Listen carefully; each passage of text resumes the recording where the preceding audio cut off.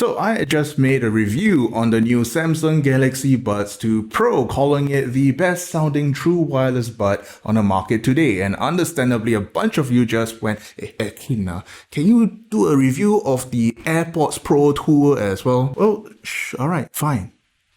Today, we're gonna do it today.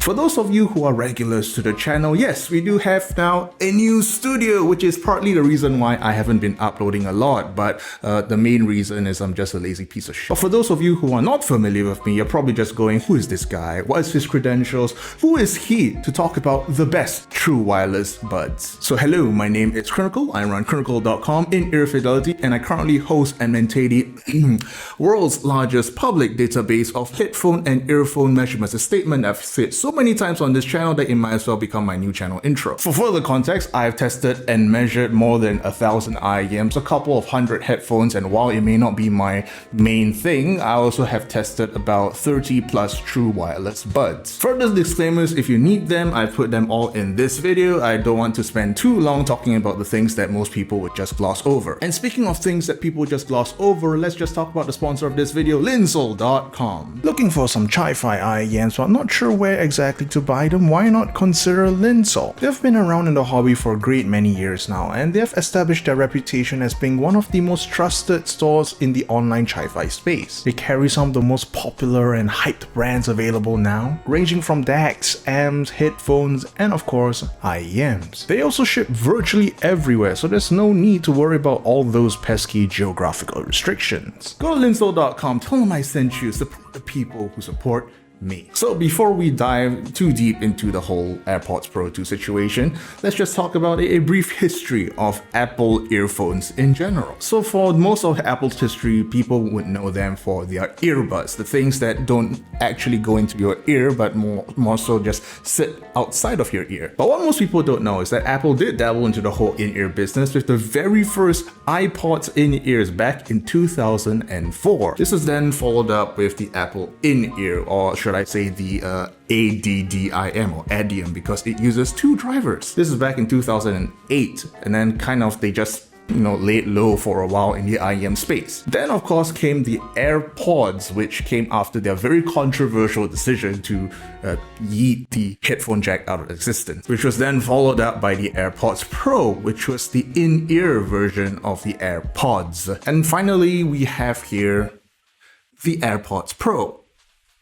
2. This has been a long time coming. It's been a few years since the original AirPods Pro 1 was released, and understandably people are just clamoring for a new update. And of course, ever since the original AirPods broke into the market has been evolving at an extremely rapid pace, to the point where people were asking, is the Apple AirPods even competitive now in the first place? For those who are familiar with my channel, you would know that I am mainly an audiophile first, which means I basically throw all of the non-audio stuff out of the window. But since this is a very mainstream product, I guess I should just talk about it very briefly. So first of all, the build quality, it's very Apple-y. It's something that you expect. It's clearly white plastic, very glossy finish, seems sturdy enough, and I like the form factor. It is small, it is very much pocketable, unlike the Sony WF-1000XM3s. Battery life, it's about on par with the market. It's about 6 hours with ANC on, which is again not great, not terrible. The Apple AirPods Pro 2 is IPX4, which is not exactly the best in the market nowadays. Everyone's at like IPX7 or 8 at this point. So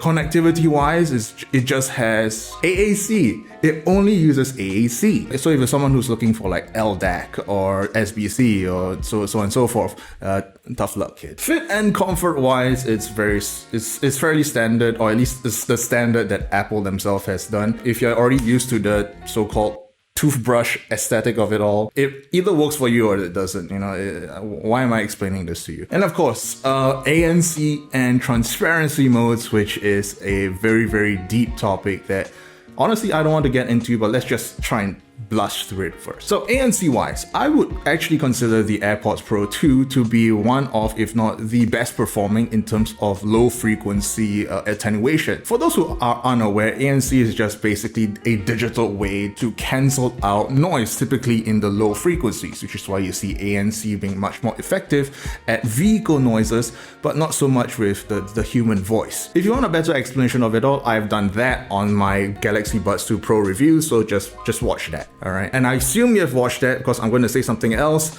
The passive noise isolation is it's not great. But you know, it's a true wireless buds. It kind of hangs out from your ears. It's not a very deep fit, so understandably it's not going to be as good as, let's say, a headphone or even a very deep fitting IEM, for example the Etymotics. Then of course we have transparency mode, and here is where I feel like Apple really shines, because heads and above the rest of the competition in terms of the transparency mode, Apple reigns supreme. The AirPods Max really demonstrated how well Apple could get its transparency mode, and then now with the AirPods Pro 2 they have demonstrated it once again. For most other true wireless buds, transparency mode or ambient mode is usually an afterthought. They just put it in like, oh, let's just enable the microphones and let them hear their surroundings.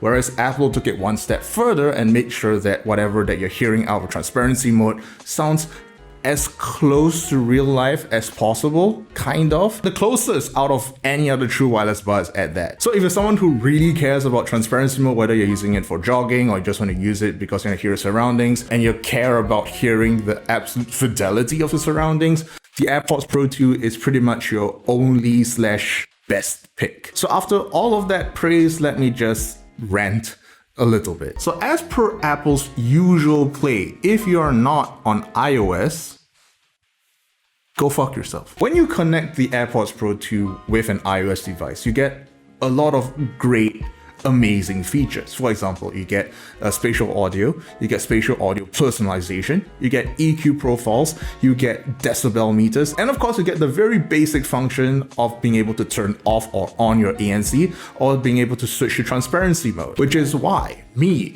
as a humble Android user, frustrates me to no end whenever I use the AirPods Pro, because guess what?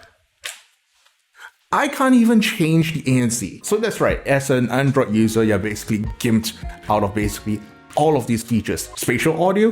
What's that? EQ profiles? Never heard of it. Decibel meter? Well, if you were using Apple.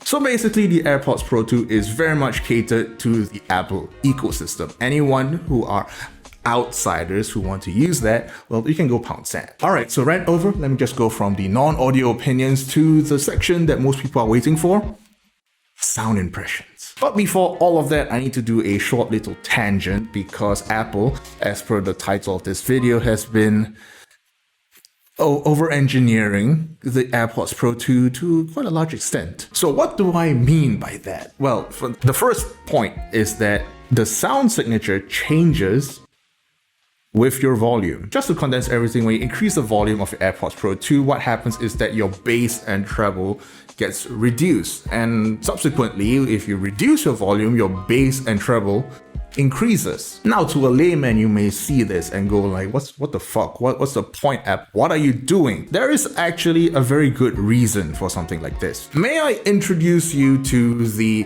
Fletcher-Munson curve, or more recently known as the equal loudness curve, to condense what is a very complicated topic down into a very bite-sized piece that you can digest. What this curve represents is that with louder volumes, you tend to hear more bass and treble. This is a phenomena that most people would be very familiar with. For example, if you find that your system is lacking with bass or treble, you might start increasing your volume to hear more of the bass or hear more of the treble. And subsequently, at lower volumes, you probably don't hear that much bass or treble compared to when you're hearing at louder volumes. So in order to counteract this, the equal loudness curve basically says that, hey, if you want to listen at low volumes, you should be boosting up your bass and your treble. And if you're listening at higher volumes and you don't want to lose the sound signature of whatever system that you're hearing, you should decrease the bass and the treble. But in all fairness, all of this really boils down to one thing, and that is listening health. Because we all know at this point, loud volumes destroy your ears. So what is the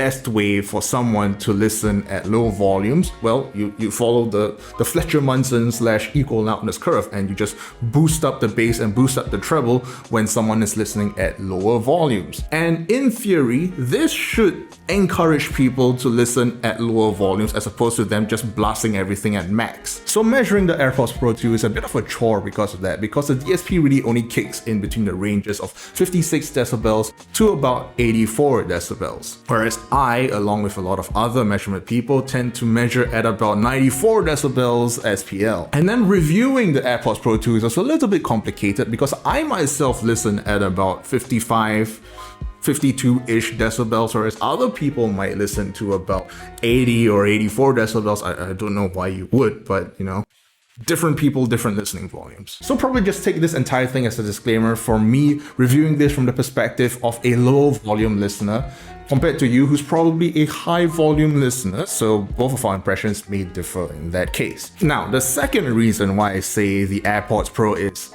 over-engineered is because of adaptive EQ. Now, you may be hearing this and be like, what does that mean, crinacle? Adaptive? Some more adaptive, some more EQ. So what adaptive EQ basically does is that with the varying levels of fit that you have on your AirPods, it changes the sound based on that. So the ultimate goal of adaptive EQ is that despite how the AirPods may fit on your ear, the DSP would make it such that it would sound the same every single time. Now, if it sounds super magical to you, let me just squash that fantasy right now. Adaptive EQ tends to be a lot more effective with something like headphones, because with headphones, with just a slight shift in position, you get varying levels of response. But with IEMs, it's a lot more simple. It's a lot more dumb because it's either it seals or it doesn't seal. It's a very binary system. If you have a bad fit, you just have a bad fit. If you have a good fit, it seals. Whereas with headphones, it's a spectrum where it can go from like, oh, the seal is completely broken to like, it's a perfect seal, and everything in between. But regardless, Apple did put in adaptive EQ on the AirPods Pro 2, which is something that I kind of disagree with. First of all, whenever I use the AirPods Pro 2, whenever I put it into my ears, I take it out and then put it back into my ears, I realize that something's off. And the problem with that is that whenever I reset the DSP algorithm, so to speak, it's not perfect. And therefore I get basically channel imbalance. My imaging shifts. Like the moment I can hear like my center imaging suddenly shift from like either like that or like that, you know, it's very obvious to someone like me, not necessarily to a regular normal consumer, but it is enough to annoy me to the point where I'm just telling you about this. The DSP correction, the adaptive EQ, is not perfect. It's to the point where I would wish that the AirPods Pro 2 would dumb it down and not have the adaptive EQ, and then that's for when I just put it in, it sounds normal. It sounds like it has a normal channel balance. When it comes down to it, when you have a bad seal on an IEM, you would know instantly. Again, it's a whole binary system. You don't need DSP as a crutch for this. I realize that I have been using the word DSP quite a lot. Just for full context, DSP just means digital signal processing. Digital signal processing? Digital sound processing? Whatever it may be. Basically just means that software is doing something to change the sound of the earphone or headphone or whatever. So speaking of DSP, we now have spatial audio, which is the new in thing among all the audio nerds today. So the main problem with IEMs and headphones is that it's a very separate two-channel system, but most music is mixed on speakers, like actual proper inner room speakers. So there are a lot of solutions that have come up in order to tackle this problem. The most famous of which you would know is Dolby Atmos, where they try to simulate a pair of speakers or even multiple speakers inside a room. Spatial audio is kind of something like that, because if you're just firing the sound straight into your ears just like a regular IEM would, the spatial properties of it all isn't really being brought forward. So in terms of the spatial audio on the Apple AirPods Pro 2, I feel like it's pretty good. It's not subtle, but it's also not overdone, because you see a lot of these spatial audio algorithms, they tend to overdo it to the point where it sounds like everything is almost out of phase in a certain way. Spatial audio doesn't really quite do that, and I feel like it's something that I would enable if I had the access to it, again, Android user. But in general, if I were to be using an iPhone, which I do have, just an iPhone 7 Plus, it is one of the better done spatial audio algorithms that I can see myself using from a day-to-day basis. Now, there's a very interesting feature that Apple has shown off, which is the spatial audio personalization. What you do is that you use the front-facing Face ID camera, and then you just kind of like scan your ears, and then what that does is that it apparently takes a kind of a snapshot of your ear and then makes a profile for you, a very personalized profile. All of this has to do with the concept of the head related transfer function, or HRTF for short. What it means is that different people, because they have different heads,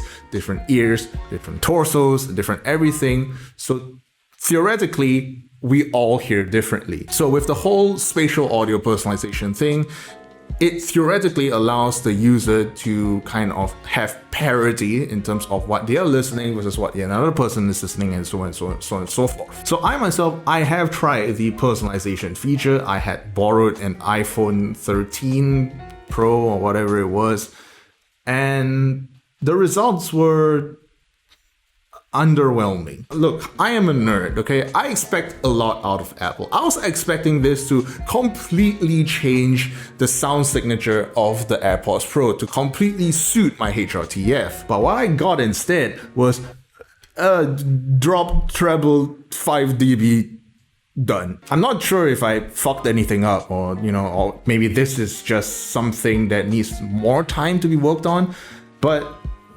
no, not impressed by the whole spatial audio personalization thing, and I was so looking forward to it. Alright, with all of that out of the way, let's just now finally talk about the actual sound quality of the AirPods Pro 2. So without all of the gimmicks, without the spatial audio, with adaptive EQ kind of thrown into the wayside, with all the ANC, with all of the adaptive ambient notes out of the way, how does the AirPods Pro 2 fare?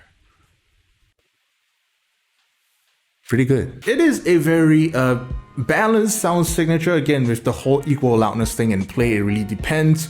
But to my ears, it is bass heavy, but at the same time tastefully done bass heavy. There is no shoutiness. There's a little bit of a treble spike that makes it sound a little bit spicy, but in general the AirPods Pro 2 is good, great, excellent, actually amazing, to be fair. As per usual, they're following the standard Harman trend of having the bass boost be centered more towards the lower frequencies, as opposed to boosting at about like 800 to 1000 hertz. So what that does is that it makes everything sound rumbly. It has impact, but at the same time doesn't bleed into the main melodic frequencies. Treble wise, I wish that it had more extension, but at the same time I also understand that it's an AirPods Pro. The driver can only do so much. But in general, I'll say that it does outperform majority of the TWS market. If you're not in the market for something that is like super bass heavy, for example, the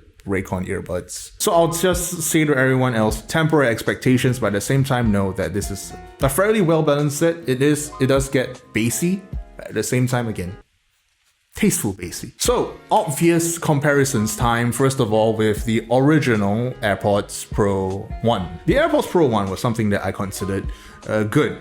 Like, for an Apple product, I expected much worse, and they have exceeded said expectation, which is not a lot. But what I would describe the AirPods Pro 1 would be that it is just inoffensive, I guess. It doesn't do anything wrong, but it doesn't necessarily do anything right.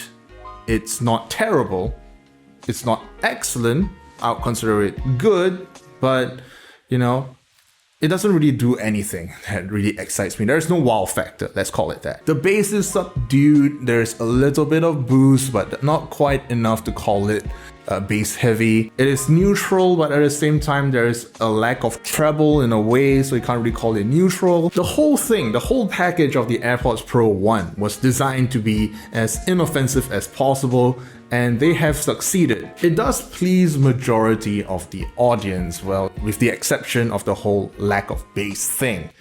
But at the same time, because of that, there's not really much going for it in the audio performance side of things. So in that regard, it is just a complete victory for the AirPods Pro 2, or at least you can just call it an upgrade. It's a straight upgrade from an audio perspective. It has better bass, the extra sparkle from the treble allows it for a little bit extra wow factor, and in general, it's just a lot more pleasant to listen to, alright? I reach for the AirPods Pro 2 more often than not over the AirPods Pro 1. And that's not to say about the other features. The other obvious comparison would of course be the Sony WF-1000 XM4s. Let's just ignore the XM3s for now. The XM4 is very similar to that of the AirPods Pro 2 in that both of them have the whole equal loudness adaptive EQ. So with the XM4s, you do get that whole louder means less bass and less treble, softer means more bass and more treble, and in a way you could call them like the initial predecessor, I guess,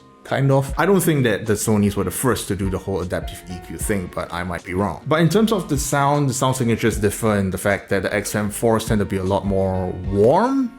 There's a bass boost, but it's a much more dirty bass boost. It sounds a lot more richer, heftier, thicker. But if you were to ask me for my own personal opinion, I would personally pick the Apple AirPods Pro 2.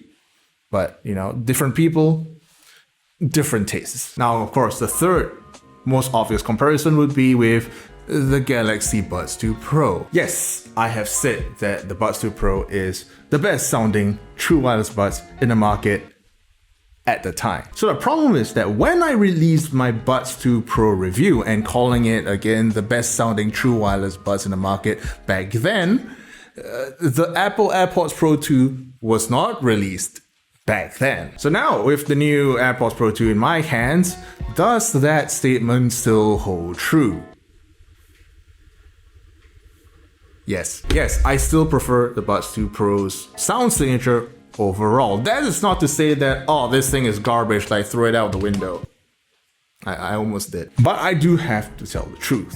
The Buds 2 Pro is purely from a sound perspective superior to the AirPods Pro 2, at least in my opinion. It's a combination of a few things. Again, I feel like the AirPods Pro 2 is a great, even excellent, tuned set of true wireless buds. The Apple engineers know what you're doing, but so do the Samsung engineers. So I guess this is just basically a fight between Samsung's Harman target versus Apple's version of the Harman target. And it really depends on what you prefer. And while I prefer the upper mids on the AirPods Pro 2, I kind of prefer the everything else of the Buds 2 Pro. But interestingly enough, even though I would prefer the sound of the Buds 2 Pro, I actually find myself reaching for the Apple AirPods Pro 2 more often for day-to-day use. First of all, there is just a better ANC on the Apple AirPods 2 compared to the Buds 2 Pro. I think that's just the main reason why I keep reaching for it, even though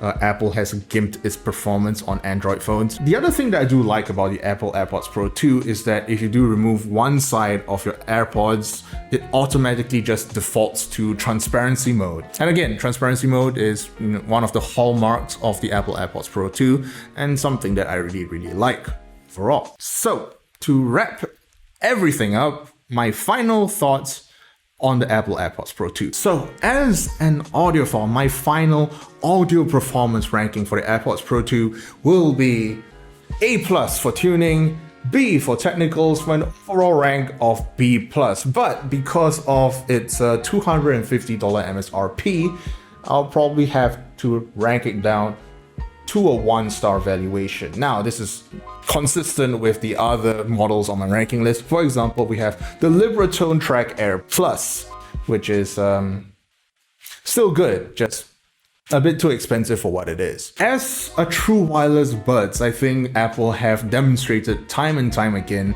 that they are the kings in terms of usability, user interface, user everything. So yes, while I would still give the audio performance crown to the Buds 2 Pro, I would still use the Apple AirPods Pro 2 more often than not in my day-to-day operations. So to Apple, congratulations. You made a truly good true wireless buds.